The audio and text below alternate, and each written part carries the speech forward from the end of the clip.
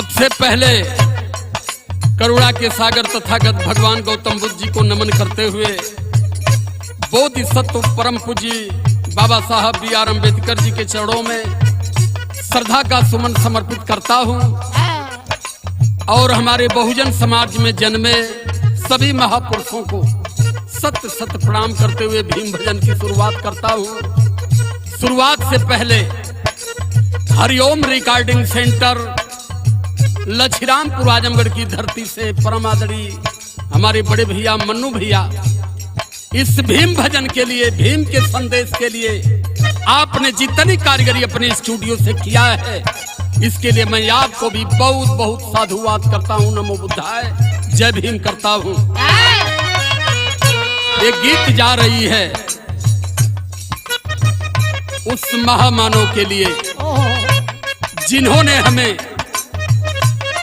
इंसान की श्रेणी में खड़ा किया है अपने तपोबल पर। क्या है?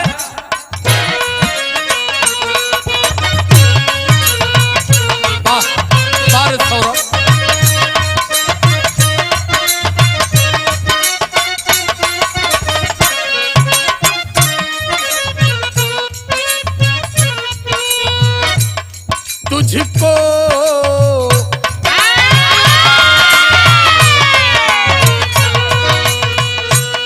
तुझको नमन हो मेरा, तुझको नमन हो मेरा, बहुजनी बनाने वाले हमको गवाने वाले, तुझको नमन हो मेरा, बहुजनी बनाने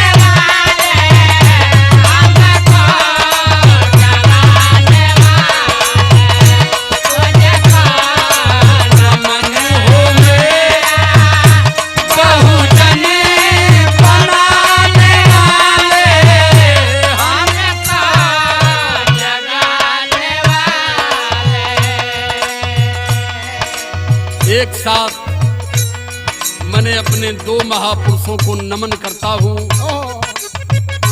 नमन गीत जा रही है परम पूज्य B.R. अम्बेडकर, जो हमारे परम पिता जिन्होंने अपने तपोबल और संघर्ष के बल पर संविधान में अधिकार दे दिया और उसे सार्थक चला था। एक बहादुर पंजाब के रोपड़ से मान्यवर कांसी राम साहब घर द्वार परिवार माता पिता का परित्याग कर दिया।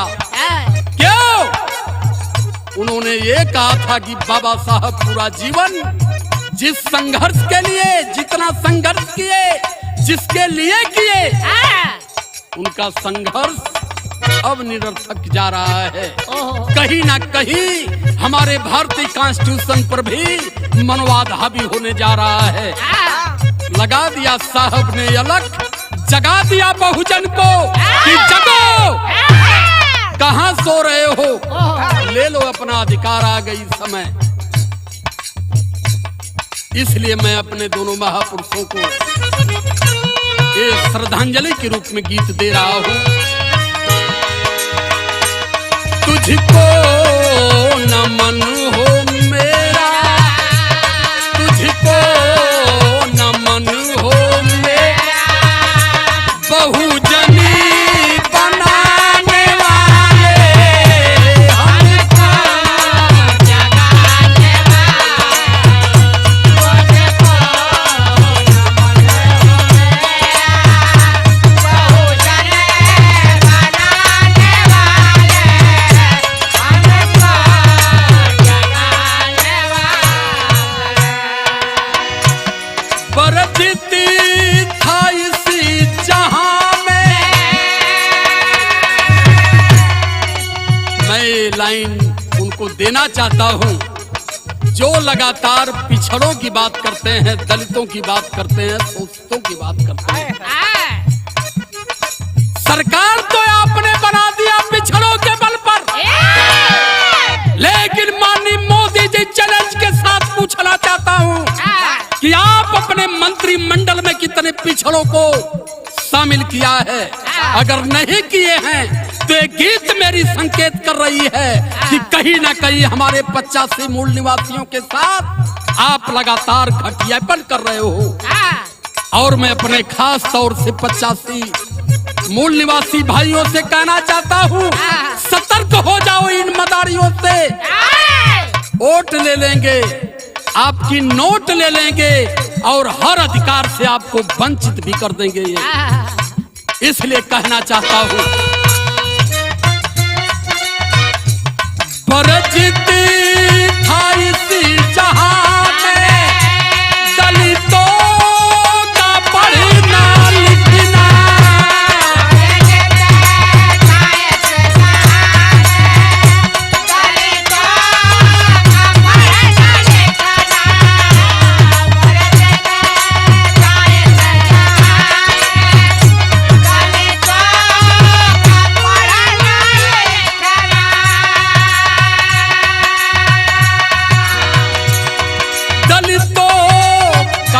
पढ़ना लिखना,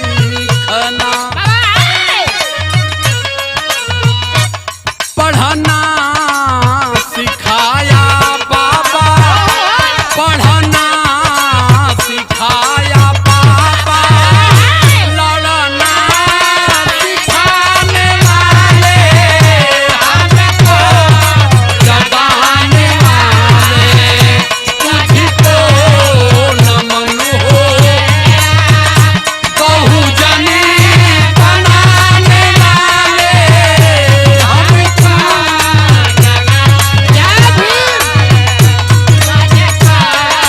नमन हो।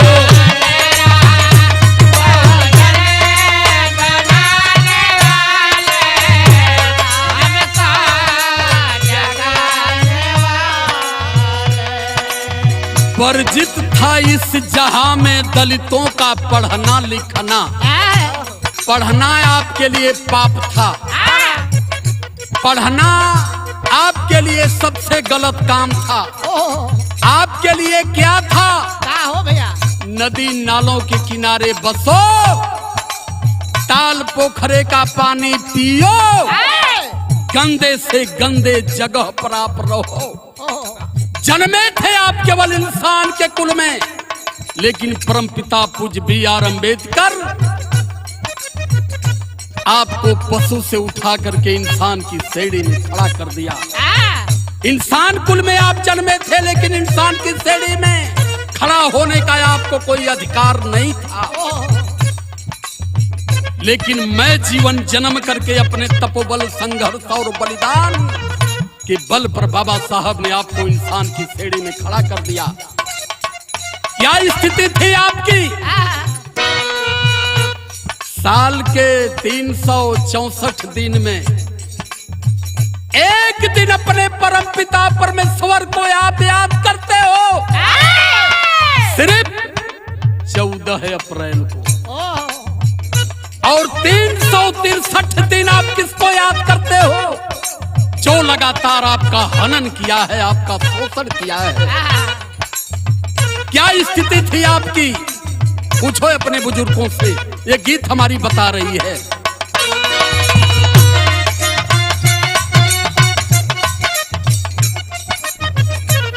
गागरी गले में होती, गागरी गले में होती, झाड़ू भी बांधे जाते।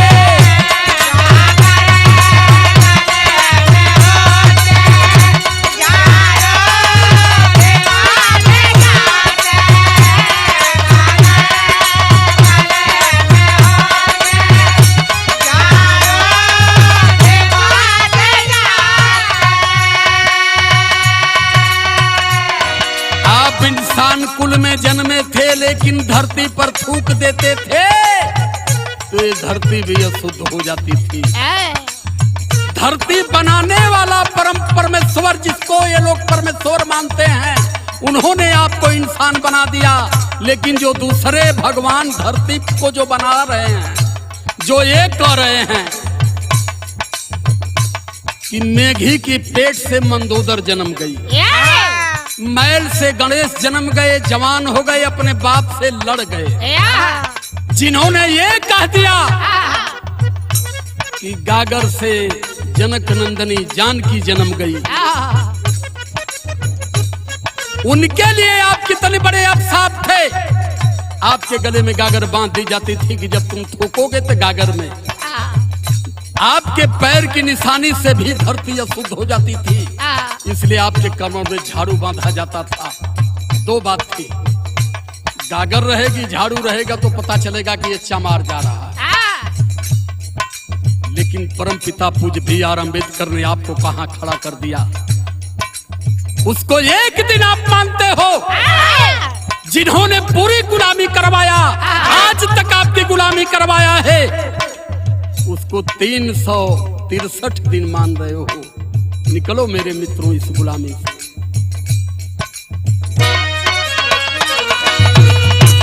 गागरी गले में होती, गागरी गले में होती, झाड़ू भी बांधे जाते।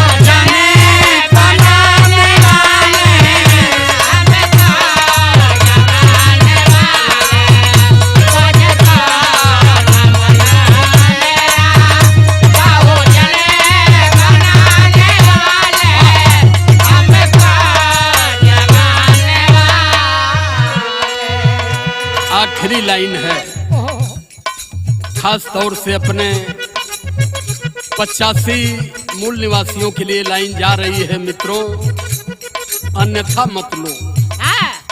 आने वाली समय अब बड़ी भयावह होने वाली है, इसलिए इस बात पर तर्क करके आप समझ लो क्या है। गागरी जहां बधी थी, दाई लगा दिया है। गागरी जहां बधी थी, दाई लगा दिया है। गागरी जहां बधी थी, दाई लगा दिया है।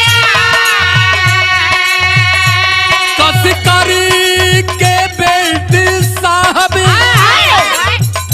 जहां गागर बधी थी वहां साहब ने अपने तपोबल पर टाई लगवा दिया, और जहां झाड़ू बधे थे, कसी करी के बेल्ट साहब झाड़ू हटा दिया है।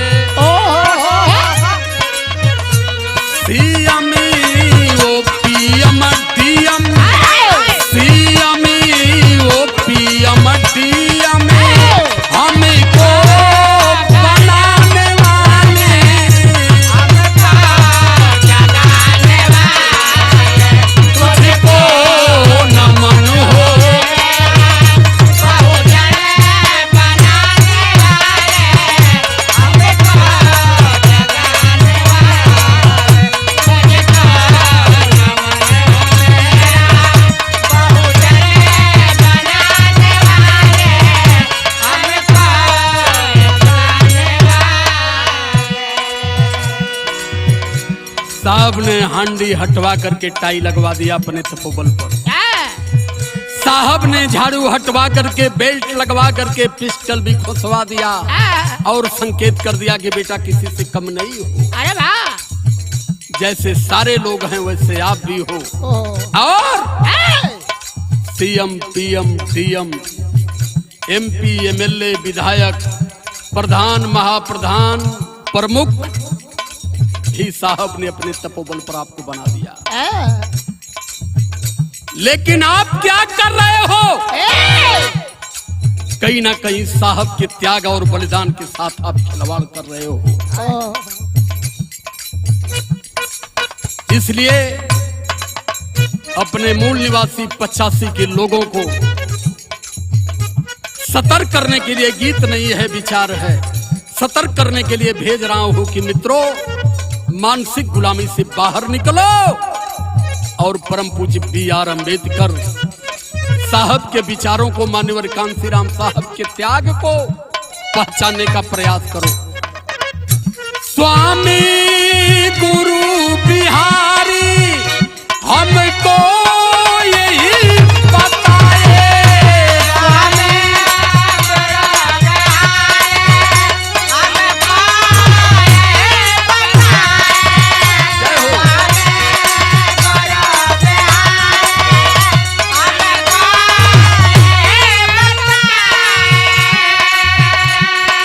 छीनने से मिलता, हक छीनने से मिलता, बुल्लू गुरु सुनाए।